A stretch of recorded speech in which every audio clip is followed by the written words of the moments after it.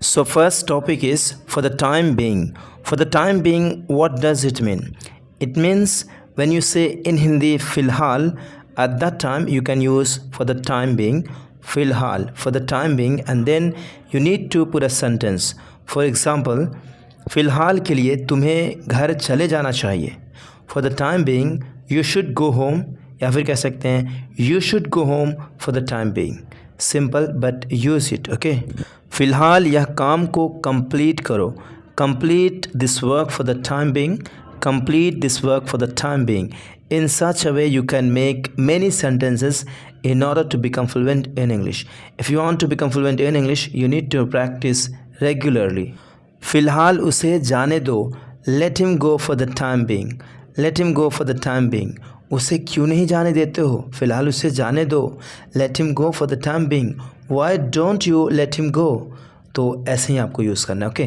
फ़िलहाल मुझे खेलने दो. For the time being let me play. For the time being let me play. Make a mockery of. Make a mockery of का मतलब होता है ऐसी की तैसी कर देना. किसी को आप ऐसी की तैसी कर देने के सेंस में अगर कुछ बोलना चाहते हैं तो वहाँ पे मेक अ मॉकरी ऑफ को यूज़ करेंगे. मेक को आप चेंज करेंगे. ओके. जैसे मैंने उसे ऐसी की तैसी कर दी. I made a mockery of him. I made a mockery of him. उसने उसका ऐसी की तैसी कर दिया था कल. Yesterday she made a mockery of her. Yesterday she made a mockery of her. मैं किसी को ऐसी की तैसी नहीं करता. I don't make a mockery of anyone. I don't make a mockery of anyone.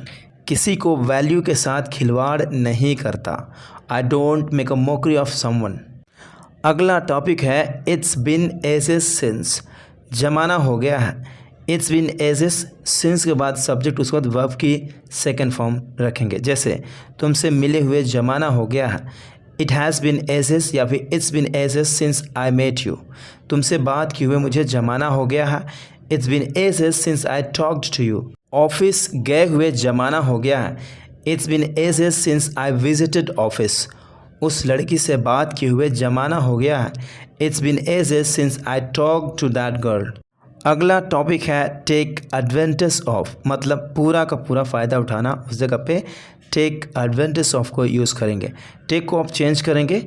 जैसा टेंस होगा या फिर सब्जेक्ट होगा उसके हिसाब से टेक को चेंज करते रहेंगे. जैसे वह अपनी सुंदरता की फ़ायदा उठाती है. She takes advantage of her beauty. उसने अपने नॉलेज का फ़ायदा उठाया.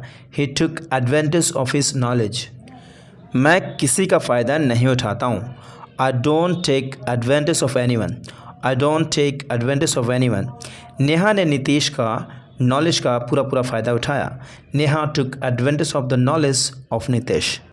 अगला टॉपिक है इवन आफ्टर. उसके बाद वर्ब की फोर्थ फॉर्म ने के बाद भी, यानी कि एम्फेसाइज करेंगे. करने के बाद भी, बोलने के बाद भी, उस जगह पे इवन आफ्टर वर्ब की फोर्थ फॉर्म एंड देन आपको सेंटेंस रखना होता है. बात करने के बाद भी वह रोने लगी. Even after talking to her she has started crying. यहाँ तक कि सब कुछ जानने के बाद भी वह तुम्हें छोड़ दिया था.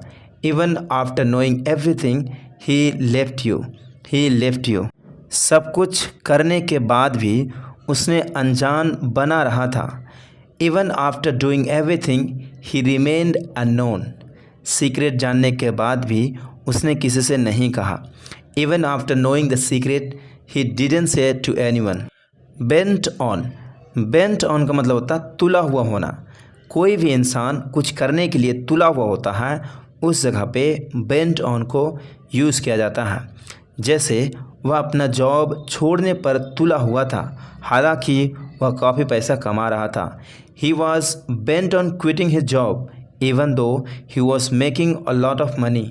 वह तुम्हें बदनाम करने पर तुला हुआ है जबकि तुम अपनी तरफ से ठीक हो. He is bent on defaming you when you are okay from your side.